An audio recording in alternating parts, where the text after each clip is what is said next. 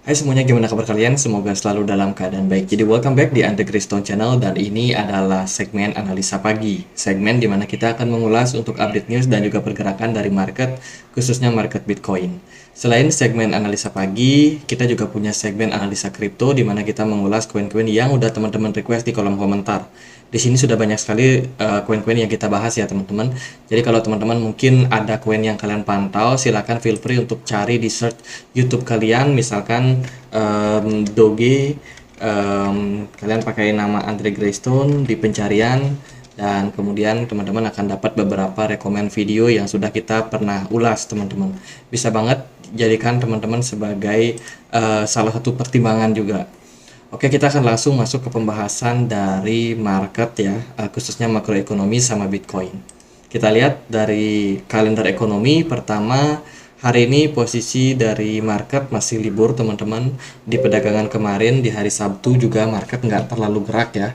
Dan kalau kita lihat, sepertinya weekend ini para whales itu udah mulai ada yang taking profit dan juga ada yang mengambil cuti liburan dulu teman-teman. Setelah 2 minggu terakhir kan kita tahu market rally ya, bahkan di weekend pun market tetap aktif, tapi sekarang kayaknya udah mulai slowing down.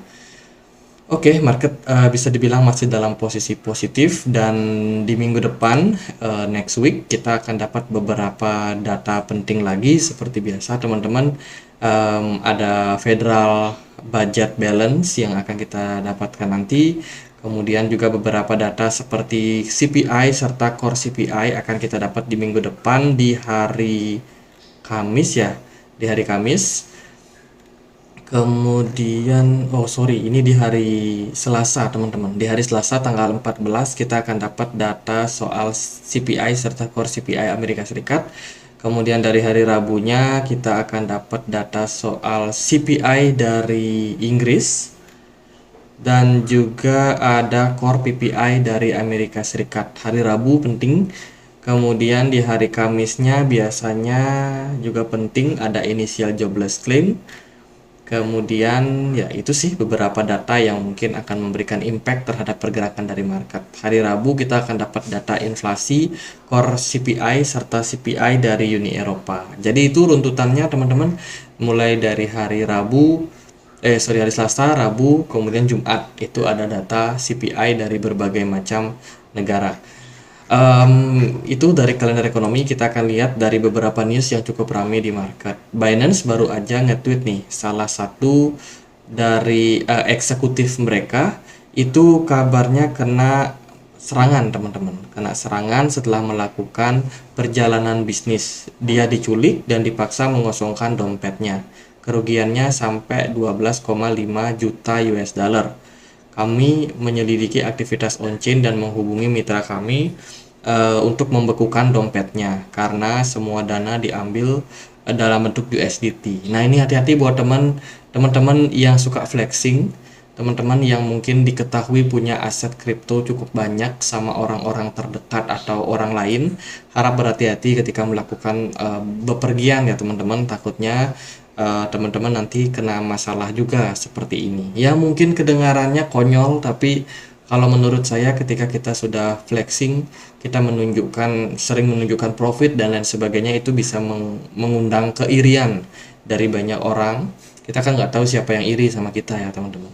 Jadi kalau mereka sudah tidak bekerja nalarnya lagi, ya bisa aja melakukan hal-hal seperti ini, penculikan, bahkan sampai pembunuhan. Kalau ke teman-teman ngikutin berita-berita di Indonesia pun juga pernah ada kasus seperti itu ya, di mana orang depresi kabarnya, ada juga yang menyerang orang lain karena merasa iri karena orang lain sudah profit dan dia depresi karena dia gagal dalam hal trading. Jadi please banget jangan sharing kalian punya jumlah uang berapa teman-teman, karena bisa mengundang keirian dari banyak orang. Mungkin kalau yang suka atau yang pengen berbagi persentase masih oke lah, tapi kalau jumlah margin ataupun jumlah dana kalian di kripto itu mungkin menurut saya cukup berbahaya teman-teman.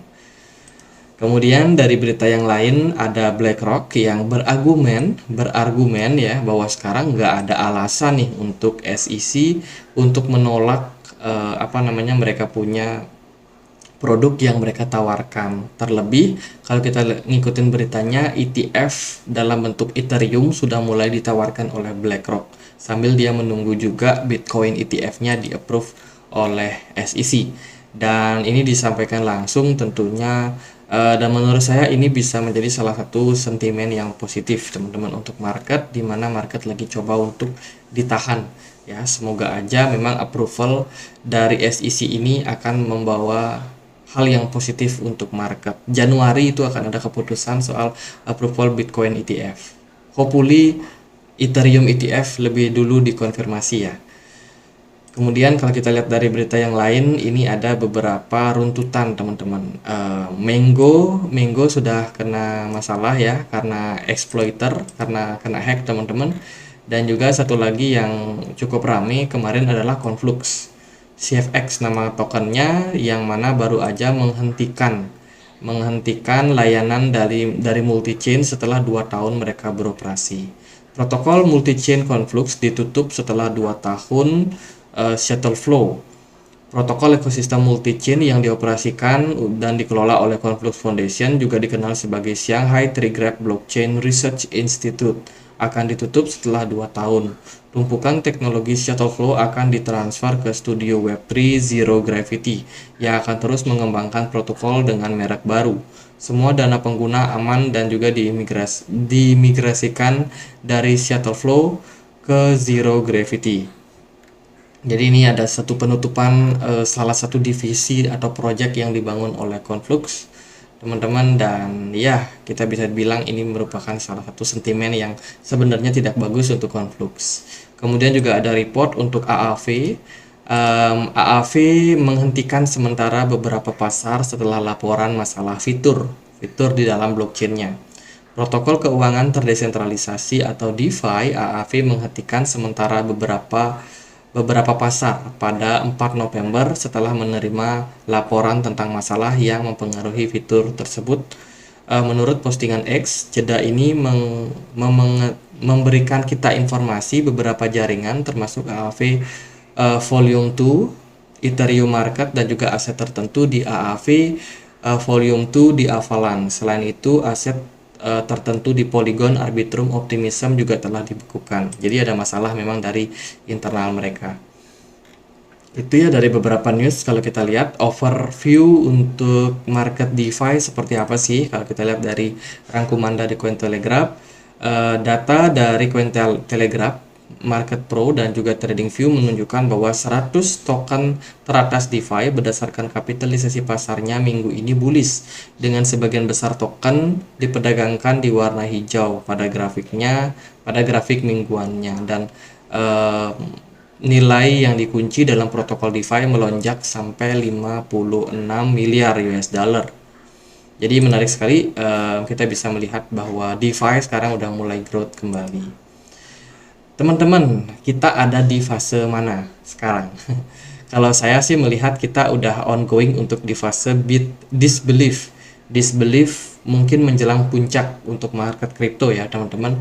Bentar lagi kita mungkin akan lihat market kripto mendapatkan momentum mentoknya, dimana kalau sudah mentok ya mungkin posisi koreksi atau kondisi koreksi bisa aja terjadi pada market ke depannya teman-teman. Kita belum masuk ke fase disbelief yang paling turun ya, artinya kita belum menunjukkan fase-fase koreksi yang jelas teman-teman, karena biasanya dalam periode bull market kita harus mencapai level euforia, baru setelah itu kita akan masuk ke fase bearishnya. Dan untuk saat ini kondisi market juga masih cenderung mix. Saya sendiri memperhatikan news yang ada di market dan juga gimana respon dari komentator di Twitter dan juga di Telegram, sosial media yang lain ya.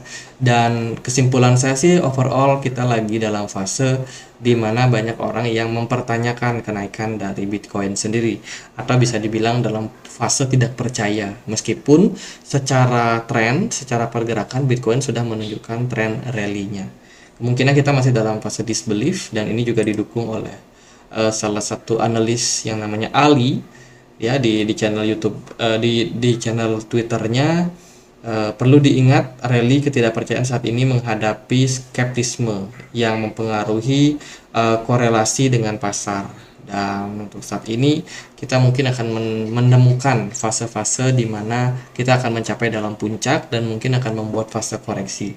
Saya pribadi nggak tahu kapan itu terjadi, tapi at the end kalau itu terjadi kita harus siap-siap aja di market, jangan terlalu kaget kalau nanti mungkin ya setelah kenaikan yang sudah terjadi pada market kripto akan ada koreksi dulu sebelum akhirnya kita akan rally dan masuk ke fase-fase euforia kembali.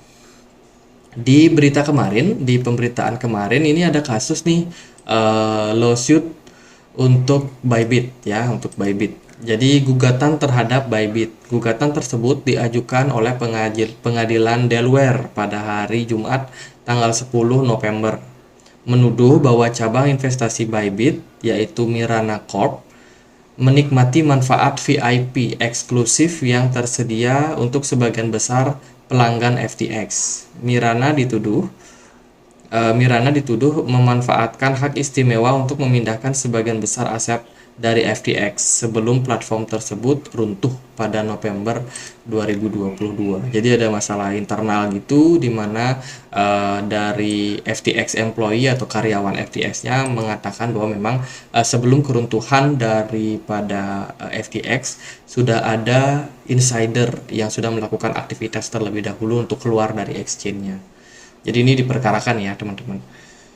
Kemudian dari berita-berita yang lain kita sudah sempat post juga di komunitas Telegram. Kemarin ada exchange Polynex yang sekarang sudah berhasil diambil alih oleh Justin Sun dan kawan-kawan, dan kerugiannya akan dikalkulasi dan kabarnya sih bakalan diganti oleh Justin Sun. Kemudian ini ada cerita dari Charles Hoskinson yang melakukan presentasi gitu teman-teman, dan menyebut ada 3 koin yang katanya menarik.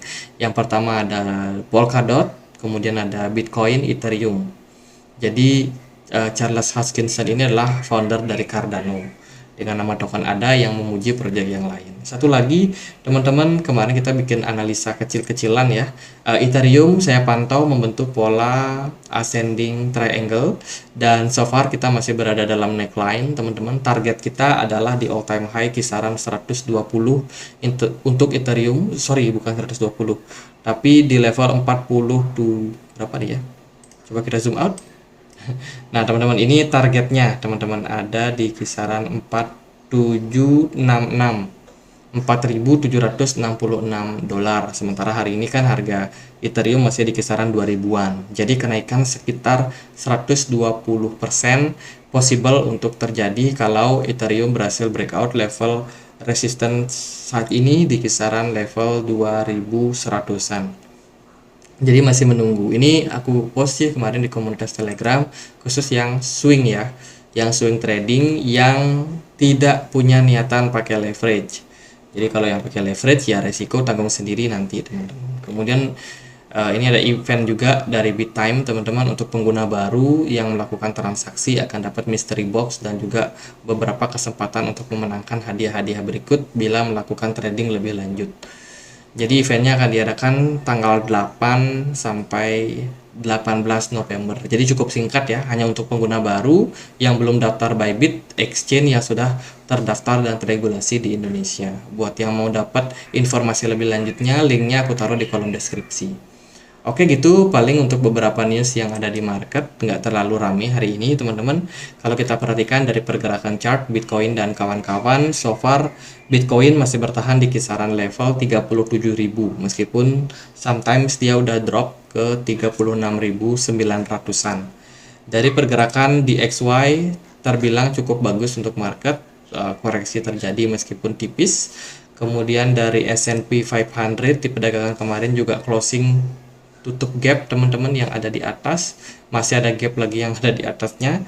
Kemudian kalau kita lihat dari Bitcoin cukup slow untuk pergerakannya, tapi untuk BTC dominance cenderung baik karena Bitcoin dominance-nya sudah mengalami penurunan. Beberapa altcoin kemarin dapat momentum untuk mengalami kenaikan. Salah satunya adalah Doge yang udah sempat naik, kemudian Conflux Network sudah sempat naik juga, GRT ya lumayan naik tapi nggak terlalu gimana-gimana. Solana, wah ini Solana parah banget teman-teman, Solana kenceng banget naiknya kemarin ya. Dan koin-koin yang selalu dihina yaitu Celestia akhirnya sudah membuat all time high. Congrats buat teman-teman yang udah beli. Kemudian Polkadot juga sudah mengalami kenaikan, bahkan kemarin itu sampai menyentuh level 5,6 dolar. Overall beberapa altcoin memang dapat momentum kenaikan. Lalu gimana nasibnya Bitcoin?